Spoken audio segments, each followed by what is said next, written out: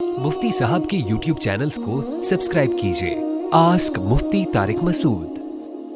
नमाज छूटने के डर से दो नमाज़ें इकट्ठी पढ़ने का हुक्म। मोहम्मद हुसैन अमेरिका से पूछते हैं, अगर नमाज छूटने का डर हो तो क्या दो नमाज़ें एक साथ पढ़ी जा सकती हैं, जैसे ज़ोहर और असर या मगरिब और इशा? एक हदीस में आता है, बुखारी मुस्लिम की हदीस है कि आप सल्लल्लाहु अलैहि वसल्लम ने बग़ैर किसी उज़र के दो नमाज़ों को इकट्ठा पढ़ा है मदीना में।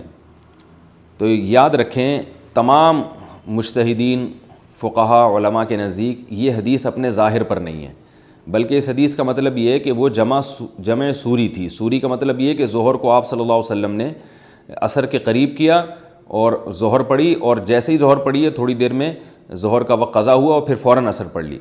क्योंकि जो हदीस में आता है कि आप सल्लल्लाहु अलैहि वसल्लम ने दो नमाज़ें इकट्ठी पढ़ी हैं, तो उसमें ये भी आता है कि ना सफ़र था, ना कोई खौफ था, ना कोई बारिश थी, कुछ भी नहीं था। वजह उसकी है कि हदीस में तावील इसलिए की गई है कि कुरान मजीद में अल्लाह ताला का इरशाद है, इन्नस्सलात कानत अलल मुअमिनीन किताबम मौक़ूता, नमाज़ें मोमिनीन पर मुक़र्ररा औक़ात में फ़र्ज़ हैं। तो मुक़र्ररा वक्त में हर नमाज का एक मुक़र्ररा वक्त है। अगर दो नमाज़ें इकट्ठी पढ़ना जायज़ होता तो वो ये कुरान की आयत का फिर क्या मतलब बनता है।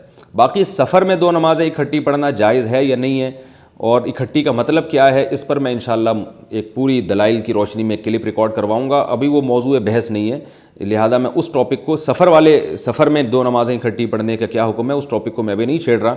अभी तो मैं सिर्फ आपके मसले को फोकस कर रहा हूँ कि नमाज छूटने का डर हो तो दो नमाज़ें। तो ये देखें, अजीब बात है, नमाज छूटने का डर है तो दो नमाज ही छोड़ दी आपने। जब दो नमाज़ें इकट्ठी पढ़ते हैं तो एक नमाज छूट जाती है ना। छूटने का मतलब वो अपने वक्त पर अदा नहीं होती। तो सफ़र में हुक्म क्या है वो एक अलग टॉपिक है, लेकिन हज़र में दो नमाज़ों को छोड़ना या एक नमाज़ को दूसरे वक्त में ले जाना या एक नमाज़ को अपने वक्त से मुक़द्दम कर लेना, ये बिल-इज्मा बातिल है। इसकी शरीयत में बिल्कुल भी इजाज़त नहीं है और कबीरा गुनाह है। लिहाजा आप नमाज़ें अपने वक्त पे पढ़ा करें। छूटने का डर हो तो उस डर को ख़त्म करें कि ना छूटे क्योंकि सबसे पहले नमाज है, बाकी काम बाद में है। अलबत्ता सफ़र में क्या हुक्म है, मैंने आपसे बताया कि मैं मुस्तकिल इस पर क्लिप रिकॉर्ड करवाऊँगा कि सफ़र में दो नमाज़ें इकट्ठी पढ़ी जा सकती हैं या नहीं पढ़ी जा सकती। मुख्तसर फ़िलहाल आप ये समझ लें कि अहनाफ के यहाँ दो नमाज़ें सफ़र में इस तरह से पढ़ना कि एक नमाज का वक्त दूसरे वक्त में दाखिल हो जाए या दूसरी नमाज को बिल्कुल पहले वक्त में पढ़ लिया जाए, ये जायज़ नहीं है। इसके दलाइल क्या हैं ये फिर किसी वक्त।